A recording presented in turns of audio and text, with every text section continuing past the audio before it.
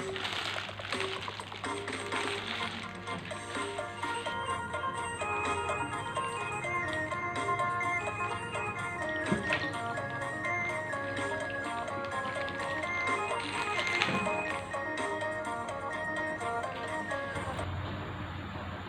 บายดีสบายดีสบายดีทุกคนมาทุกคนมันมากินต้มวุ้นเส้นน้ำตกทุกพี่น้องเด้อใส่ต้นยอคืออันนี้คือยอขาวทุกพี่น้องยอขาวให้เบิ่งใกล้ๆเลยนี่คือยอขาวแล้วก็มีลูกซีนแล้วก็มีตอนเลือดทุกพี่น้องเด้อลูกซีนตอนเลือดมาแซ่บๆนี่เด้อจดจ่าหิวพี่น้องหิวนี่เส้นอรัวเลย มันเป็นก้อนกันเพราะว่าอินซื้อมาปะไว้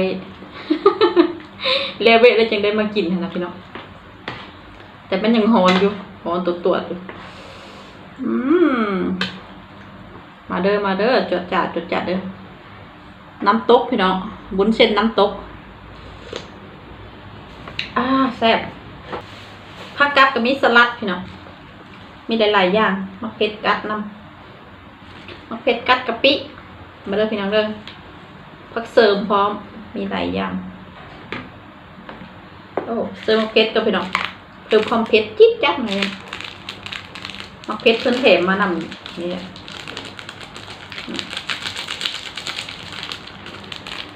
เผ็ดกะจะเพิ่มสีสันให้หน้าอร่อย บ่มันเพิ่มสีสันในเพชรป่ะไว้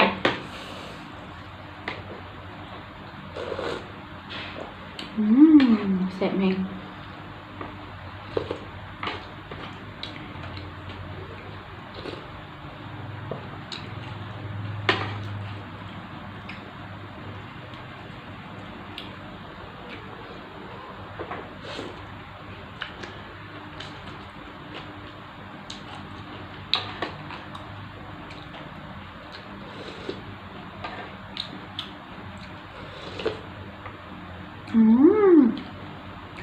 อร่อยจริงๆ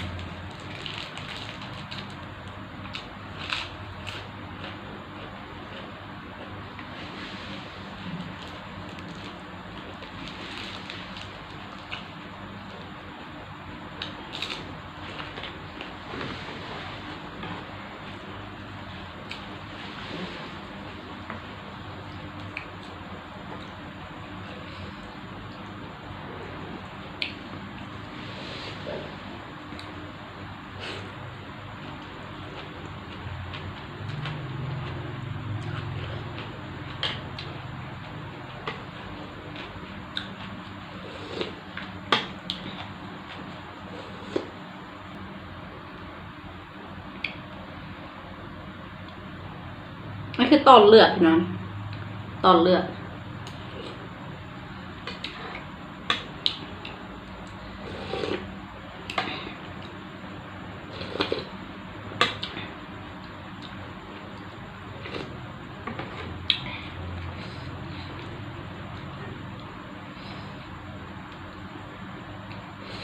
ย่อของมาอีกเลยยอขาวเนี่ยยำกุ๊บพี่น้อง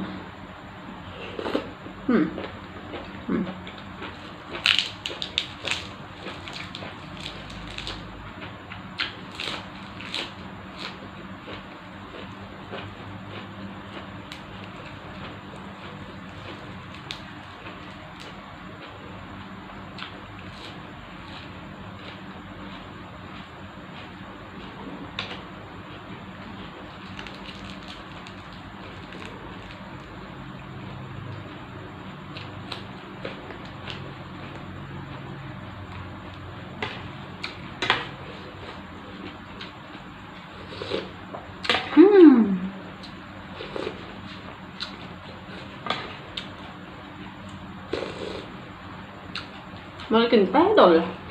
แซ่บคือเก่า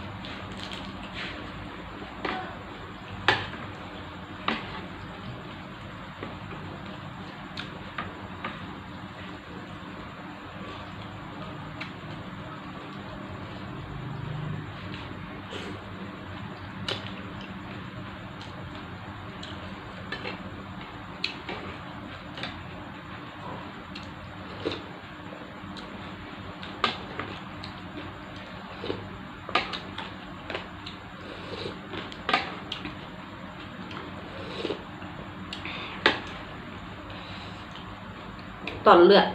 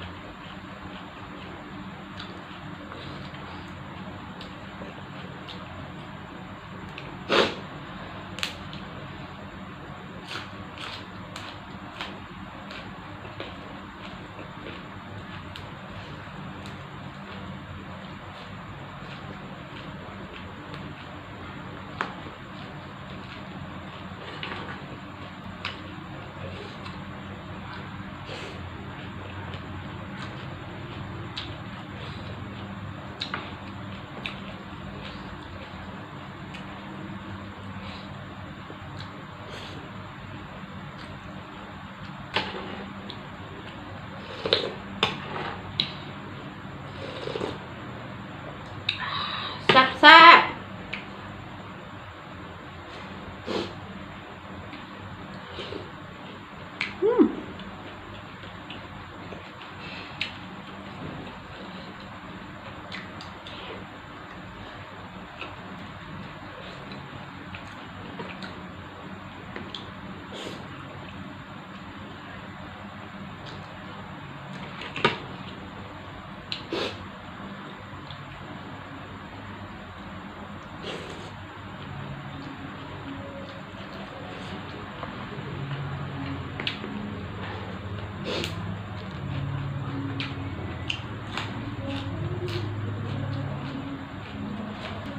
สำหรับคลิปนี้กับสบายดีพี่น้องบ๊ายบาย